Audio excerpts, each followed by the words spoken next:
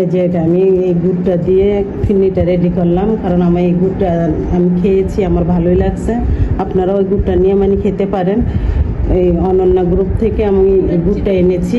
তারপরে পাটালি গুড়, দানাদার গুড়, নলেন গুড়, মানে আরও বিভিন্ন ধরনের গুড় বলে, স্পেশাল গুড়, যে যেই নামে মানে চিনে, যে যে নামে মানে পরিচিত। তবে আমার খুব ভালোই লাগছে গুড়টা। এই যে আমি ফিরনিটা রেডি করেছি। আমি তো, আমার ছেলে মেয়ে সবাই তো অবাক মানে এটা খেয়ে, আর আমি তো এটার ফ্যান হয়ে গিয়েছি খেয়ে। মানে আপনারাও নিয়ে খেতে পারেন। এই যে আমি গুড়টা ইয়াটা একটু খুলে দেখাই। ঘিটা আসলে এত ফ্লেভার, এত দারুণ, মানে বলার বাহিরে। আমার একমাত্র নাতনি, ও তো এটা দিয়ে যে কোনো জিনিস রান্না করে দেয়, মানে ও খেয়ে মানে খুব শান্তি, তৃপ্তি।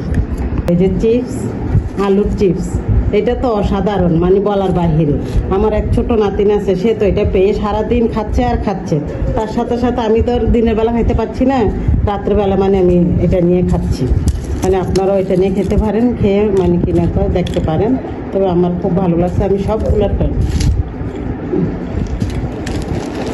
এই যে অনন্যা, আপনারা অনন্যাকে একটু ফলো করে দেখেন, আপনাদেরও ভালো লাগবে। আমার তো ভালোই লাগেছে।